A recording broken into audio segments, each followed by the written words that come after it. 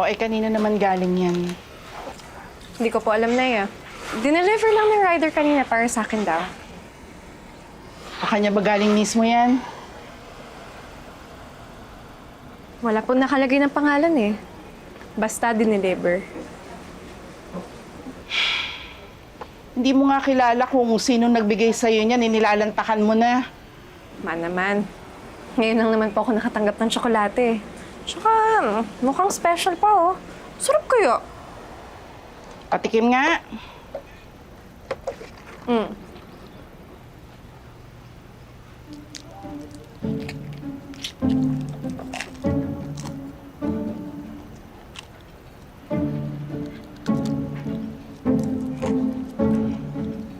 Sarap nga. Balot pa lang, oh. Parang special na.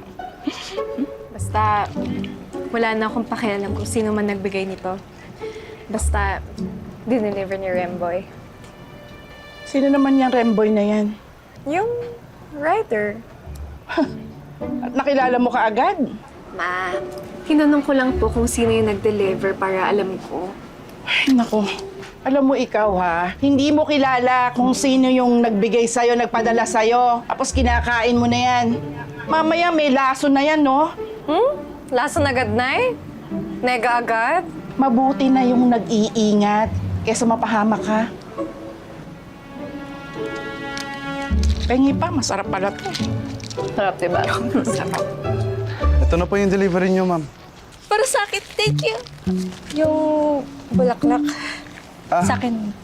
Ay, hindi po eh. Eto. Salamat po.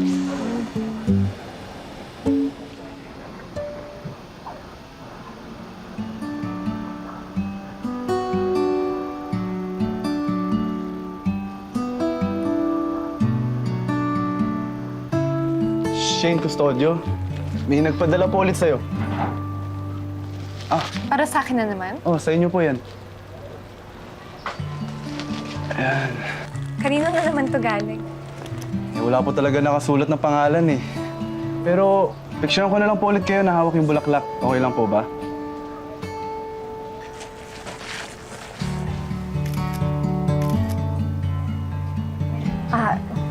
Remboy. Pwede bang makainom ng tubig? Bakit hindi ka ba nagdadala ng tubig mo? Eh, nakalimutan ko po kasi yung tumbler ko eh. Tubig lang naman, Hunay.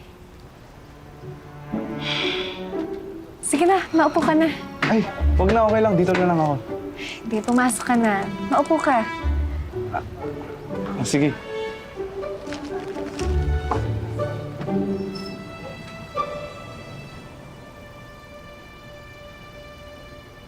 Huwag ka mahiya. Pumasok ka na. Hindi, okay lang po. Nakakaya naman po eh.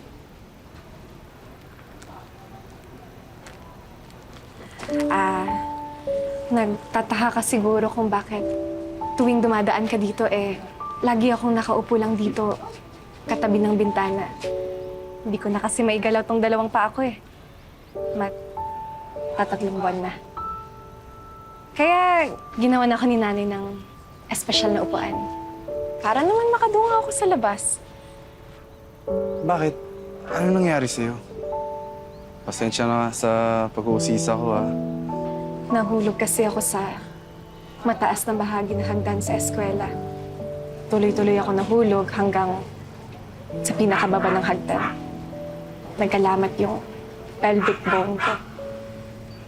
Wala naman kaming perang pang-opera o pang-therapy man lang. Kaya mula nun, tumigil na ako sa eskwela. Pero iniisip ko na lang may dahilan ng Diyos kung bakit nangyari to. Dahil may mangyayari sa akin na mas maganda pa. Ganito na nga ako. Magiging malungkot pa ba ako? Tsaka, nung nakakalakad pa naman ako, wala naman nagbibigay sa akin ng bulaklak o tsokolate. Di ba? Tama. Lagi lang tayo positibo sa buhay. Tsaka, ngayon na kaya ako nakatanggap ng ganitong kagandang bulaklak. Bagay sa'yo. Para kang prinsesa. Kaya, kung sino man ang nagbigay nito, sana magpakilala ka na.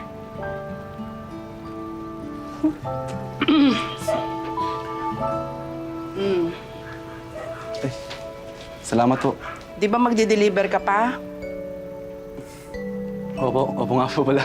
Sige po, una na po ako. Baka nakakabala na po ako sa inyo eh. Salamat po ulit. Remboy, kung kakilala mo man yung nagbibigay nito, pwedeng pakisabi, salamat. Lagi niya kasi napapasaya yung araw ko eh. Sige po.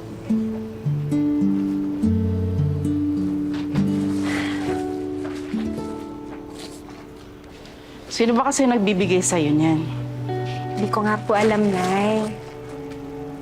Baka kasi ang kutob ko eh. Ano bang kutob niyo, Nay? Basta.